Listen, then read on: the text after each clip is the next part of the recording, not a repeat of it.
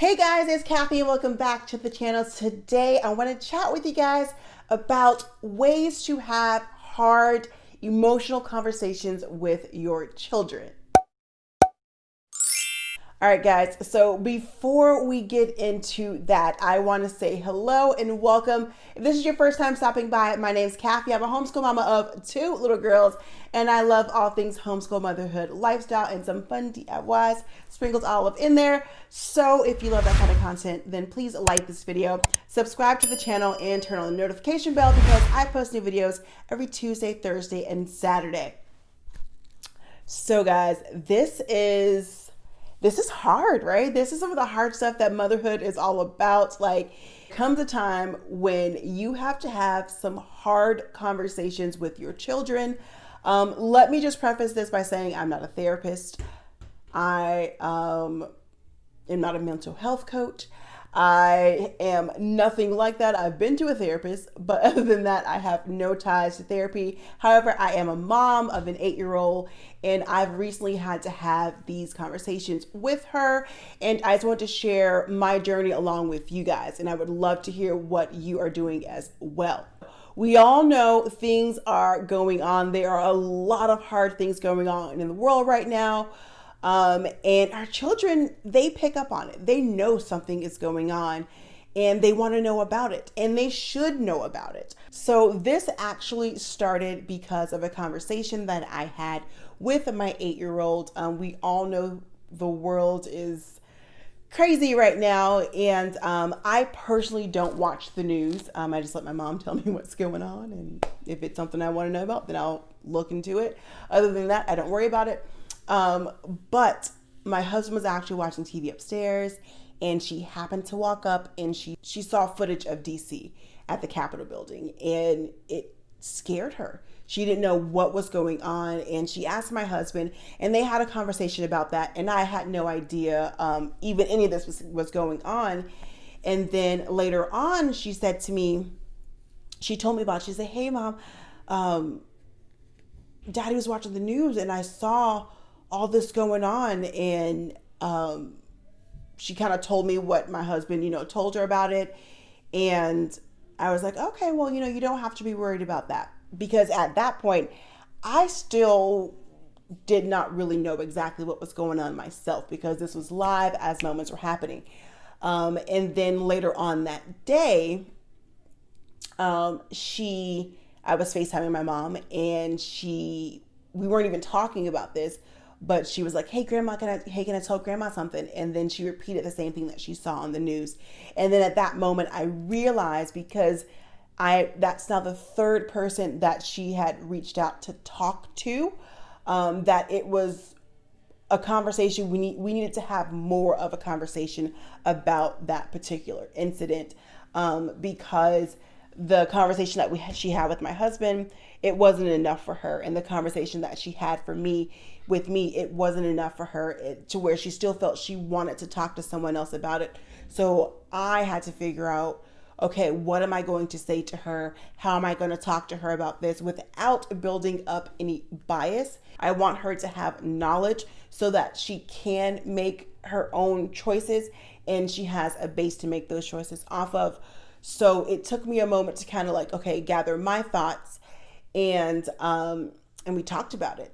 And then she even told me I was really scared, and I was hoping that Daddy wouldn't say, "Let's go to the park," because I was afraid that if I went to the park, something would happen to me. She mentioned how she was very sad that someone got hurt. So I let her tell me what it was that she was trying to get off of her chest. And then from there, I just reassured her that you don't have to worry about being hurt. We're not going to go anywhere near that situation that's going on. And anywhere that mommy or daddy takes you, we are going to take you places that we feel are safe for all of us. We would never purposely put you in a situation where you would be in danger. After that, she was fine. So that's kind of what started this conversation, and I just wanted to share that with you guys, because it's hard, right? Like, I'm somebody's mama.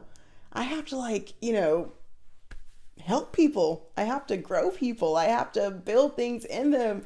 And so I just wanted to share with you a few tips of things that I found helpful when it comes to having hard conversations. I think that sharing information with your child is very important. I think that sharing information, age appropriate information with your children is also very important. So one of the very first things I suggest when it comes to having these hard and difficult and emotional and like heart-wrenching conversations with your children, first, make sure that you're in the right space. Make sure that you've taken a moment to process what's going on for yourself, for you to gain as much information about the situation as you can, for you to just take it all in. Take a moment for yourself. So if you happen to be in a situation where things are happening right then and your child's right there and they're asking you what's going on and you are emotional about this situation or confused about this situation, I suggest just taking a moment.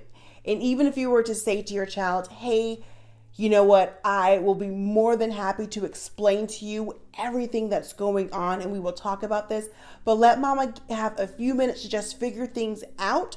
And then that way I can talk to you and explain to you everything in the right way. I don't want to tell you anything that's not true. They will be grateful that you've acknowledged the fact that they are curious about whatever the situation may be and that you respect them to tell them that, hey, mama doesn't know everything right now, so I can't quite tell you everything that's going on. I know something's going on and I'm not sure. I'm not even sure how I feel about this. So let me figure this out and then we'll talk about it. So the main thing is to make sure that you are centered and grounded and in a good headspace when you talk to your child. The second thing that I think is really important is to ask them what they already know. Find out what their question really is, because you may go way over here and all they wanted to know was, why are people crying, or whatever the situation may be. And now you've opened up a whole other can of worms. But find out first what it is that they know, and specifically what is their question. If they have a question, they may not have a question. They just may want to know kind of what in the world is going on. But find out, hey, so what do you think is going on? From what we just saw on the news right now, what do you think is happening right now? The third thing is to understand that while your children are people, they're still children. So the way that we rationalize things and that we understand things, they are not going to put 2 and 2 together and get 4. They may put 2 and 2 together and get like 3.5, if you can't really do that with math, but you get the idea. They may not process it the exact same way that we do. They may process it and be like, oh, okay, that's all. While we have life experience, we understand the bigger picture of things, and it may hit us harder. But for them, they just may simply want to know, why is this happening? What is this that is happening? They may not want to know why it's happening. They may just want to know, what is it? What am I seeing on TV right now? What is this? Next, because I don't remember what points I'm on. Next thing, acknowledge their feelings. Acknowledge your feelings. All of our feelings are valid. All of our feelings there's no wrong or right when it comes to feelings. You feel the way that you feel. Things impact people differently. So the way that something impacts me may not have impact my child that same way. Or they may see something and it may hit them and they are instantly saddened or confused or whatever it may be. But just reassure them that what they're feeling in this moment is completely okay. And it is okay to feel this way. It is okay for you to be confused. It's okay for you to be angry. It's okay for you to be sad. It's okay for you to be happy. Our feelings are okay. But the biggest takeaway that I have for you guys is to just talk to your children. Don't just assume because they're children they don't understand what's going on. They hear things, they see things, and they can feel things. They can tell when tensions are high in a room. They may not know exactly what it is, but they can tell when things are off. Our kids are creatures of habit, and when things are off, they can feel it. They know. So if your mood is different, if you're now in if your household is now in a somber feel, they can tell. So be open and honest with your children. I can't possibly see how that can have a negative effect on your child as they grow up. If anything, it lets them see and understand what real communication is like, and it builds a great foundation for that for their future. All right, guys, thank you so much for watching this video. I hope that you can take away a few nuggets and just implement them into your life when it comes to having hard conversations with your children. Please head over to Instagram where you can hang out with me on the daily and learn more about our family. I also post more fun motherhood and homeschool things over there on my feed. Also, guys, if you like this content that you're seeing here, please like this video, subscribe to the channel, and hit the notification bell because I post new videos every Tuesday, Thursday, and Saturday.